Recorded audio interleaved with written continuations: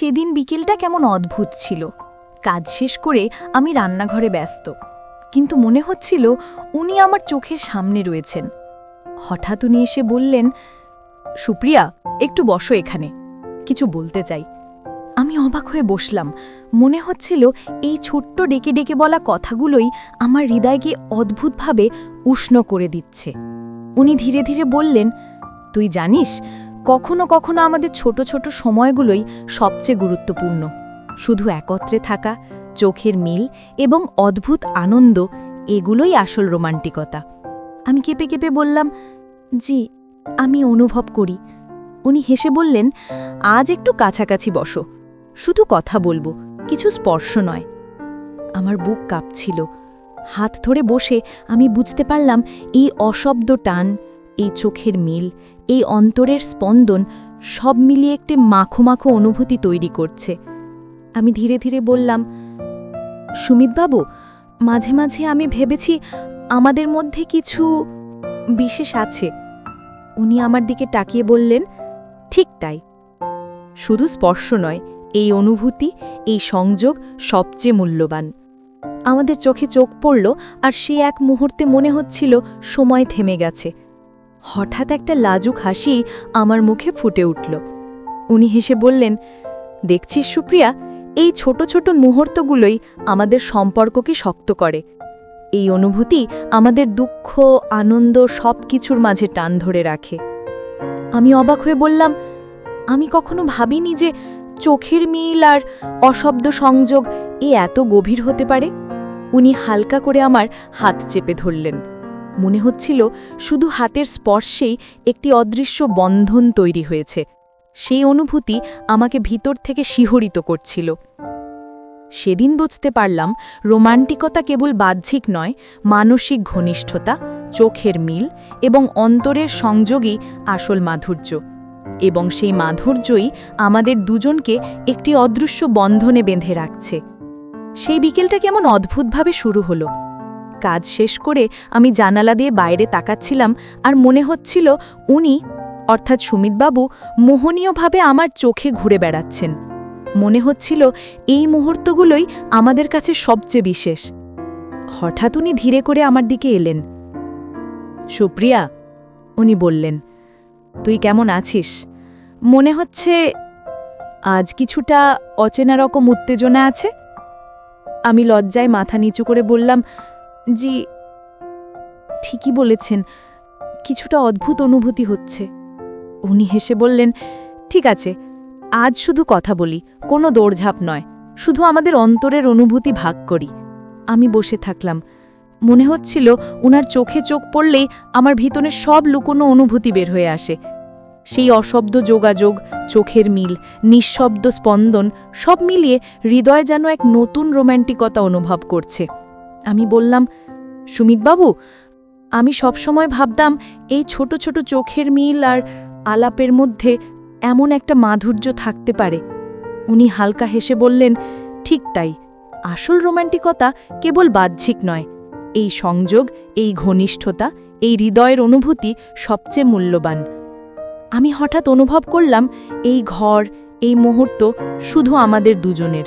মনে হচ্ছিল আমাদের হৃদয় অদৃশ্যভাবে একে অপরের সঙ্গে মিশে গেছে।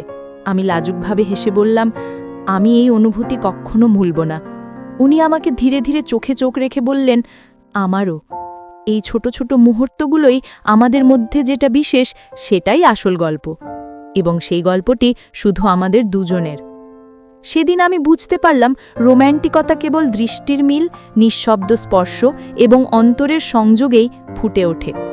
সেই অনুভূতি আমাদের দুজনকে একটি অদৃশ্য বন্ধনে বেঁধে রাখছে, যা শুধু আমাদের দুজনের। সেই বিকেলটা যেন অন্য দিনের মতো সাধারণ নয়।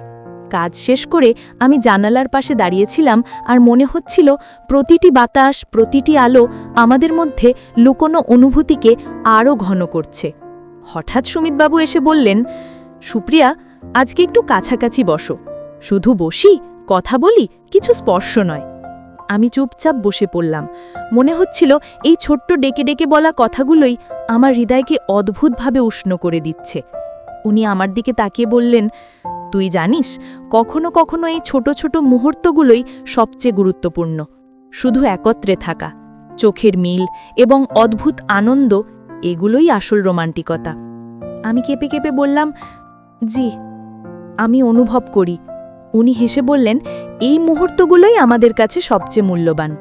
আমরা হয়তো অনেক কিছু বলতে পারি না, কিন্তু এই নিঃশব্দ স্পর্শ, এই চোখের মিল, সব কিছুই আমাদের অন্তরের সংযোগকে আরও শক্ত করে। আমার চোখে চোখ পড়ল। মনে হচ্ছিল এই সংযোগ শুধু আমাদের দুজনের। একটি অদৃশ্য সেতু তৈরি হয়েছে, যা আমাদের দুজনকে মানসিকভাবে একত্রে বেঁধে রাখছে। আমি ভেতরে ভেবেছিলাম, কতটা অদ্ভুত আনন্দ আর উত্তেজনা একসাথে অনুভব করা যায়। মনে হচ্ছিল এই ছোট্ট মুহূর্তগুলোই আমাদের পুরো জীবনের স্মৃতি হয়ে যাবে। উনি হালকা হেসে বললেন, সুপ্রিয়া, মনে রেখিস, আসল রোমান্টিকতা কেবল বাহ্যিক নয়। আমাদের চোখের মিল, আমাদের অন্তরের টান, এই নিঃশব্দ স্পর্শ সবচেয়ে মূল্যবান। আর সেই অনুভূতি আমাদের দুজনকে একটি অদৃশ্য বন্ধনে বেঁধে রাখছে। আমি হেসে বললাম, আমি সবসময় মনে রাখব, এই অনুভূতি কখনো ফুরাবে না। সেদিন থেকে আমি বুঝতে পারলাম, রোম্যান্টিকতা মানে শুধু বাহ্যিক নয়, মানসিক ঘনিষ্ঠতা, চোখের যোগাযোগ এবং অন্তরের সংযোগই আসল মাধুর্য। এবং সেই মাধুর্যই আমাদের দুজনকে অদৃশ্যভাবে একত্রিত করেছে। সেদিন বিকেলটা কেমন অদ্ভুত উষ্ণ লাগছিল। জানালার রোদ, বাতাসের হালকা স্পর্শ, সবকিছু যেন আমাদের মধ্যে গোপন কোনো অনুভূতি আরও ঘন করছে। আমি কাজ শেষ করে বসেছিলাম, আর মনে হচ্ছিল এই ঘর, এই সময় শুধু আমাদের দুজনের জন্য।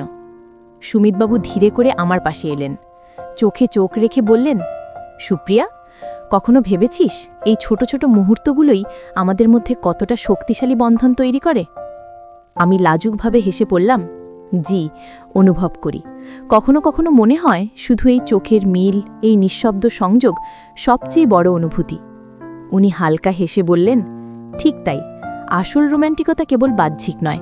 এই সংযোগ, এই অন্তরের টান, এই নিঃশব্দ মিল সবচেয়ে মূল্যবান। আমার হৃদয় কেঁপে উঠল। মনে হচ্ছিল এই মুহূর্তে আমরা শুধু দুজনেই নেই, আমাদের অন্তরের অনুভূতিও এক হয়ে গেছে। হঠাৎ উনি হাতটা আমার হাতে রাখলেন।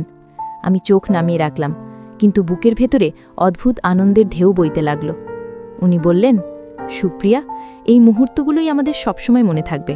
শুধু চোখের মিল, নিঃশব্দ সংযোগ, সবকিছুই আমাদের হৃদয়ের মধ্যে লুকোনো। আমি হেসে বললাম, আমি সবসময় মনে রাখব, এই অনুভূতি কখনো ফুরাবে না। সেদিন আমি বুঝতে পারলাম, রোম্যান্টিকতা কেবল বাহ্যিক নয়, মানসিক ঘনিষ্ঠতা, চোখের যোগাযোগ এবং অন্তরের সংযোগই আসল মাধুর্য। সেই মাধুর্য আমাদের দুজনকে এক অদৃশ্য বন্ধনে বেঁধে রেখেছে। আমাদের চোখে চোখ পড়ল, আর মনে হচ্ছিল এই নিঃশব্দ সংযোগ এবং লুকোনো অনুভূতি এক নতুন জীবন দিচ্ছে, একটি মাখো মাখো রোম্যান্টিক জীবন, যা শুধুই আমাদের দুজনের।